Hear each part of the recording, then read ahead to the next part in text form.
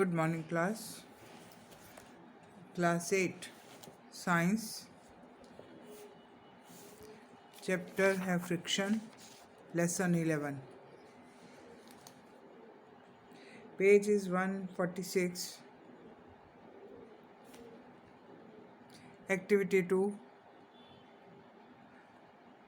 कल पिछली क्लास में हमने रोलिंग फ्रिक्शन तक पढ़ा था कि रोल करती हुई जो चीज़ टच होती है फर्श के साथ, तो उसको हम रोलिंग फ्रिक्शन, आप पेंसिल को टेबल पे जितनी फोर्स से ऐसे रोल करेंगे तो उतनी ही आगे जाएगी।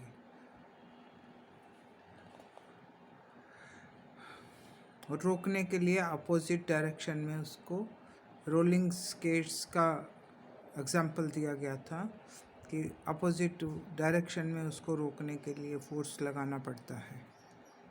ठीक है,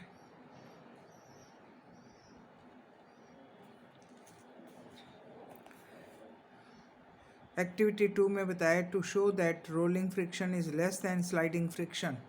स्लाइडिंग पे तो हर चीज़ जो भी आप स्लाइड करेंगे, आप खुद भी स्लाइड पे बैठते हैं तो तेज़ी से नीचे आ जाते हैं, तो वो फ्रिक्शन ज़्यादा है, तेज़ी से होता है।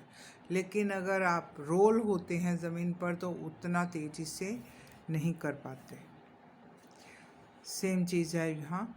Take a wooden block with a hook at one end, place the block on a table, put the hook of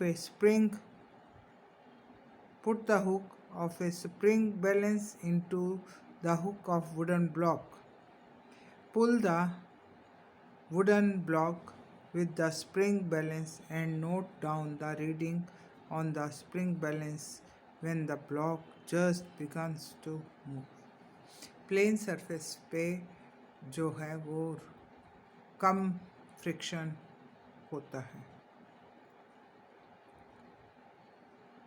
Then place two pencils on the table parallel to each other at equal distance. Place the wooden block on the pencil and try to pull it with a spring balance. Again note down reading। अब pencil नीचे है, वो role हो रही है तो वो चीज़ जल्दी से मूव हो जाएगी। You will find that marking on the spring balance in the second case is much less than the first case. This proves that rolling friction is less than sliding friction। Rolling जो है वो less है, ठीक है, वो smoothly अपने आप ही चलता चला जाएगा। लेकिन जो दूसरा फ्रिक्शन है, स्लाइडिंग फ्रिक्शन है, उसमें फ्रिक्शन ज़्यादा होगी।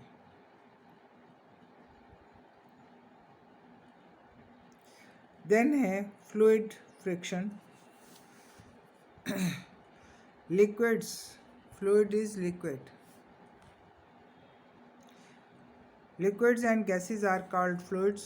All fluids exert a force of friction on objects that move through them, which is called drag।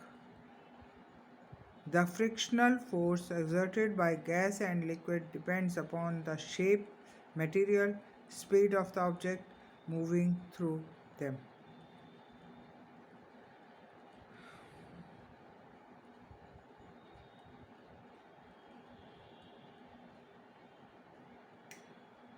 Liquid और गैसेस का जो फ्रिक्शन है वो कम होता है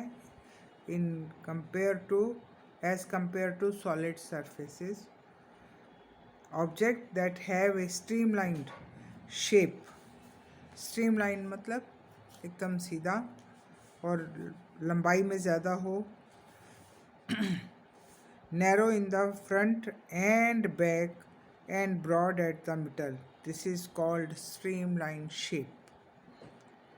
Experience lesser friction। It is for this reason that boat and ship are streamline. Streamline का मतलब है जो फ्रंट से और बैक से बिल्कुल स्लिम पतला होता है और बीच में चौड़ा हो जाता है। So as to reduce drag in the air. Automobiles automobiles are narrow from the front as to reduce drag in the air. The streamlined shape of a fish enables it to move easily in water by minimizing fluid friction. ठीक है, जो मछली की भी अगर आप shape देखें तो वो आगे से स्ट्रीमलाइन है, सेंटर से चौड़ी है, पीछे से फिर से स्ट्रीमलाइन है, तो वो पानी के साथ कम फ्रिक्शन होता है, आसानी से आगे बढ़ जाती है। Aeroplanes, rockets and missiles have a streamline shape to move in the air.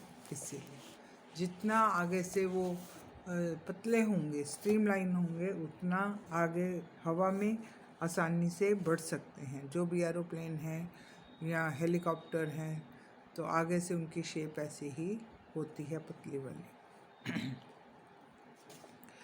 Now time to answer है व्हाट इज़ फ्रिक्शन। अब 144 पेज पे आएंगे अगर आप, तो आपको दिख जाएगा व्हाट इज़ फ्रिक्शन। कल हमने करने को भी दिया था, यू मस्ट हैव डन। 144 पर सेकेंड पैरा है, friction can be defined as the force that opposes the motion of an object. बस। On what factor does friction depend.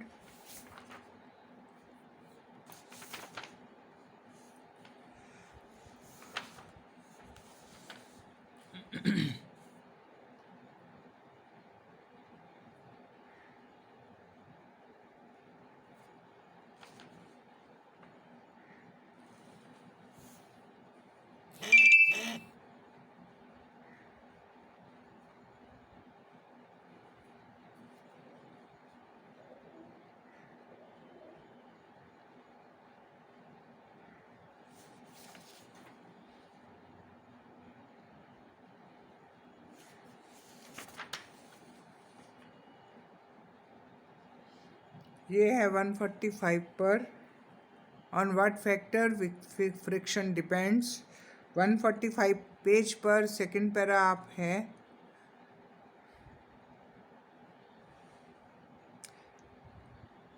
on a horizontal surface the force of friction is directly proportional to the weight of the body which moves। ये 2 point दिए गए हैं, ये आपको सारे लिखने हैं फैक्टर्स। फिर सी है why is friction more on a surface, on a rough surface as compare to smooth surface. Because rough surface often more resistance, because rough surface offers more resistance to movement than smooth surface. Now have what is static friction। again 145 page पर नीचे से second para है static friction का, ये first 2 lines में आपका हो जाएगा। ठीक है, this type of friction exist between 2 bodies that are relatively at rest even though an external force is acting on them. What is rolling friction, वो भी नेक्स्ट पेज पे है।